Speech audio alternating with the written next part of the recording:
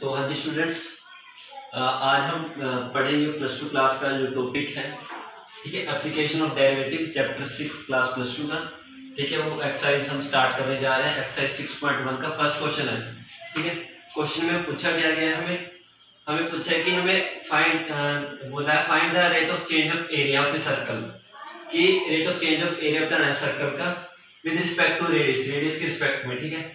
और इसके दो पार्ट हैं। फर्स्ट पार्ट में देखा है रेडियस r = 3 और सेकंड में देखा है r = 4। तो मैं फर्स्ट पार्ट करूंगा और सेकंड बच्चों आपने खुद करना है। मैं बिल्कुल इजी वे में बताऊंगा आपको कि कैसे आप इस क्वेश्चन को सॉल्व कर सकते हो, ठीक है। तो पता क्या करते हैं, rate of change of area, ठीक है।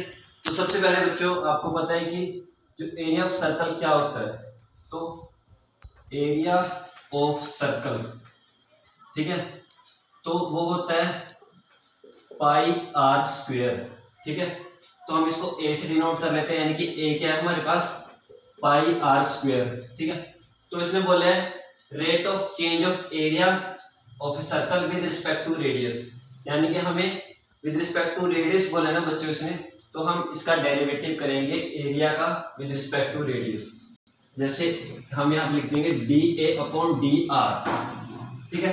तो डेरिवेटिव कर रहे हैं, तो डेरिवेटिव में आपको पता है कि क्या होता है कि जो पावर होती है वो आगे आ जाती है और पावर में से एक माइनस हो जाता है। जैसे 2 है तो 2 आगे आ गया, तो 2 पाई r, और 2 में से एक माइनस हो गया तो 2 - 1, तो यानी कि dA/dr आ गया हमारे पास 2 पाई r, ठीक है बच्चों। अब उसने बोला कि r की वैल्यू कितनी है, 3 सेंटीमीटर है, तो यहाँ पे r की वैल्यू 3 पुट कर देंगे एज r = 3 सेंटीमीटर। तो इसका मतलब बच्चों dA/dr होगा 2 पाई × 3 यानी कि 6 पाई। तो इसका आंसर आ गया बच्चों 6 पाई, ठीक है। बिल्कुल सिंपल तरीका है, a = πr² लिखना है, फिर उसका डेरिवेटिव कर देना है विद रिस्पेक्ट टू रेडियस, क्योंकि उसने बोला है कि विद रिस्पेक्ट टू रेडियस। तो डेरिवेटिव किया तो डेरिवेटिव पावर आ जाती है, उसमें से एक माइनस हो जाता है 2 पाई r, और r की वैल्यू पुट कर दी। तो अब बच्चों आपने वीडियो पॉज करके इसका सेकंड पार्ट खुद सॉल्व करना है, ठीक है।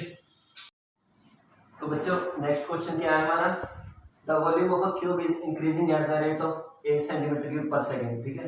कोई क्यूब है, उसकी वॉल्यूम कितनी इंक्रीज हो रही है, 1 सेकंड में 8 centimetre cube. How fast is the surface area increasing, कि उसका सरफेस एरिया कितना इंक्रीज होगा when the length of the edge of is 12 centimetre. जो क्यूब है उसकी एज कितनी दे रखी है, 12 सेंटीमीटर दे रखी है, ठीक है। यानी कि अब आपको पता है कि क्यूब क्या होता है, ठीक है। जैसे क्यूब है तो इसमें क्या होता है बच्चों, 12 एजेस इसकी 12 पे 12 इक्वल होते हैं, तो एक का लेंथ क्या देखिए 12 सेंटीमीटर, ठीक है। तो सबसे पहले क्यूब का फॉर्मूला, अगर सपोज करो कि जो क्यूब है उसकी एज लेंथ x है, ठीक है। If x is the edge length, ठीक है, अगर x एज लेंथ होती है तो वॉल्यूम क्या होती है फिर क्यूब की, तो वॉल्यूम होगी बच्चों v फॉर वॉल्यूम, वॉल्यूम क्या होगी x³, ठीक है। तो उसने क्या दे रखा है, volume of cube is increasing at the rate of 8 centimetre cube पर सेकंड, यानी कि 1 सेकंड में 8 सेंटीमीटर क्यूब, यानी कि जो उसकी वॉल्यूम है वो टाइम के साथ वेरी कर रही है, ठीक है। तो ये v है तो इसको हम क्या लिख देंगे dv/dt, ठीक है। तो dv/dt लिखा, तो यानी कि हमें इसका डेरिवेटिव करना पड़ेगा t के रिस्पेक्ट में। अब x³ है तो उसको क्या लिखेंगे 3x²।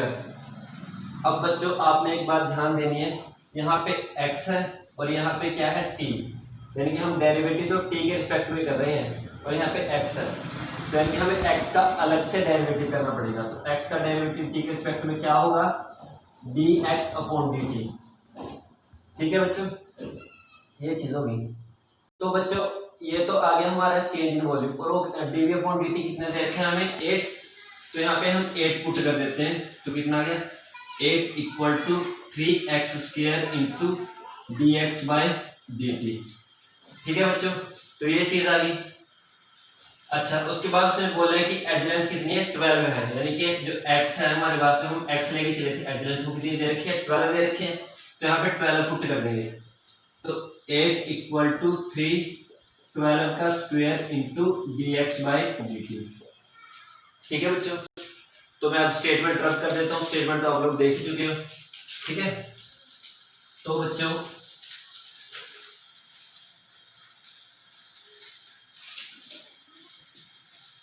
तो इसकी वैल्यू देखो बच्चों क्या आएगी, ठीक है। 12 को 2 बार मल्टीप्लाई करेंगे तो 144 आ जाएगा। 144 को फिर 3 के साथ मल्टीप्लाई करना पड़ेगा, ठीक है। तो 144 को अगर हम 3 के साथ मल्टीप्लाई करेंगे तो 3 तो 432 12, हाँ ठीक है 432 आ गया। तो ये 432 यहाँ पे लिख देंगे into d x by d t, ठीक है। तो फिर d x by d t कितना आ जाएगा हमारे पास 8/432 आ जाएगा हमारे पास d x by d t, ठीक है। तो अब बच्चों उसने क्या पूछा था, उसने पूछा था कि सरफेस एरिया किस रेट से इंक्रीज होगा। तो सरफेस एरिया सपोज करो ए है, तो सरफेस एरिया का फॉर्मूला क्या होता है बच्चों, अगर x एज लेंथ है तो सरफेस एरिया का फॉर्मूला होगा 6x², ठीक है। तो सरफेस एरिया किस रेट से इंक्रीज होगा, यानी कि सरफेस एरिया का हमें टाइम के रिस्पेक्ट में डेरिवेटिव करना पड़ेगा। तो dA/dt तो वो कितना आ गया 12x। अब फिर से देखो यहाँ पे t है और यहाँ पे x है, तो हमें x का फिर से डेरिवेटिव करना पड़ेगा t के रिस्पेक्ट में, तो यानी कि dx/dt। तो इसीलिए तो हमने dx/dt की वैल्यू निकाली थी, क्योंकि यहाँ पे हमें dx/dt की जरूरत पड़ने वाली है, ठीक है। इसलिए हम यहाँ पे dx/dt निकाला था, ठीक है बच्चों।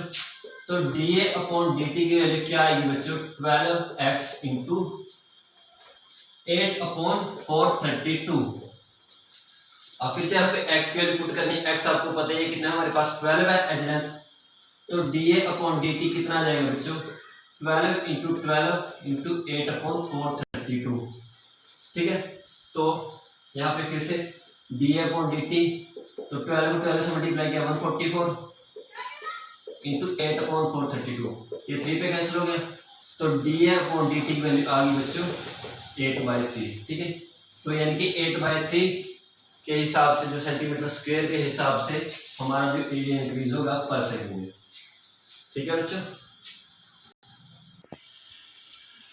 तो बच्चों जो नेक्स्ट क्वेश्चन है हमारा, क्वेश्चन क्या देखा है, radius of a circle is increasing uniformly at the rate of 3 centimetre पर सेकंड।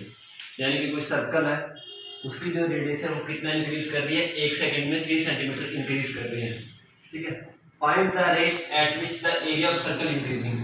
तो हमें बताना है कि किस रेट से जो एरिया है सर्कल का वो इंक्रीज कर रहा है, और हमें दे क्या रखा है कि रेडियस उस टाइम पे बताना है जब रेडियस कितनी है 10 सेंटीमीटर है। तो सबसे पहले बच्चों एरिया आपको पता है ये सर्कल का क्या होता है πr², तो मैंने ए से डिनोट कर लिया एरिया।